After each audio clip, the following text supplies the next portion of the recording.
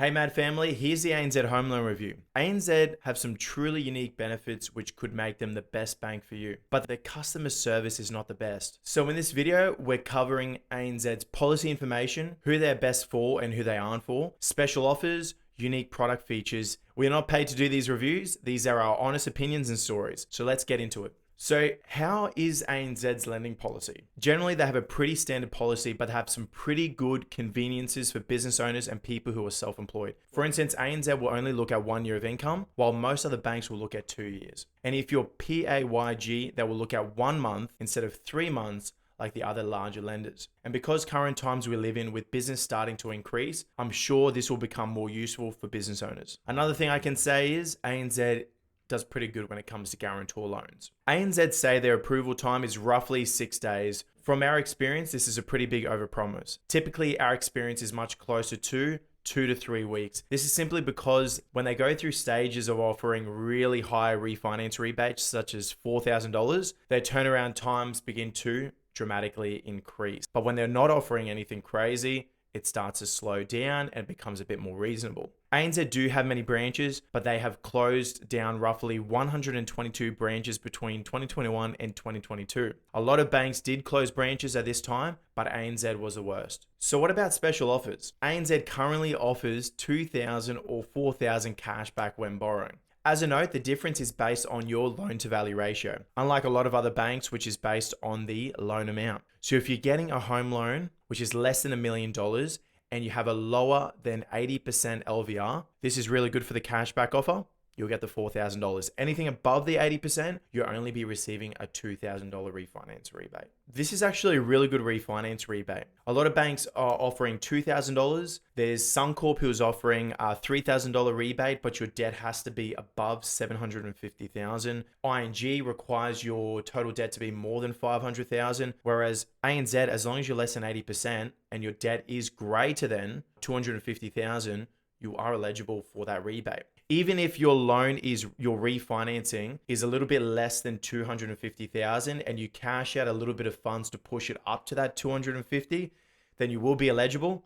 Whereas if you try to do the same with a couple of other lenders, you won't be eligible for that rebate. Your total loan you're refinancing, excluding any cash out of funds, has to be greater than 250 to be eligible. So don't get caught out on that. They also have a really minimal fees on the home loan. No approval fee, no loan administration fee, and the list goes on. But they are limited to one offset account, which will cost you $10 per month. So technically, I like to think that their premium account is more like $120 per year, which is still pretty competitive from the $395 that a lot of other banks are offering to be on the package. One offset account, if you really like budgeting, not the best. You may prefer a loan account that has multiple offset accounts, and hence why normally the ones that do provide multiple offsets are charging $395. Moving on, what is their service like? The best way I could describe ANZ's customer service is disjointed. They're voted the worst big bank of the 4 for customer satisfaction. So if you need to get on the phone with them, expect a frustrating turnaround time. And it won't just be you experiencing a bad service. Because ANZ use overseas processing facilities, they will often call your broker at 9 p.m., which makes it pretty easy to miss calls and to slow down the application process. And it's actually really hard to understand what they're saying, to be completely honest with you. Whereas with a couple of other lenders, their assessors are based sometimes here in Brisbane. So really easy to communicate, create a beautiful relationship with the assessor, and they really help to get the deal across the line. Whereas others overseas are just straight policy, no exceptions. It's actually really frustrating because of these late phone calls and the communication is just appalling. The bank ANZ will come back to us and ask for a new piece of documentation. We would provide that back to them, and they might come back and ask for something else. This drags out applications, which ultimately means clients are not wanting to proceed with the application, even if it might save them a few $1,000s. Whereas other banks such as CBA, for instance, when they come back, they normally just come back once with what sort of documentation is required. And once you provide that, the application is ticked off.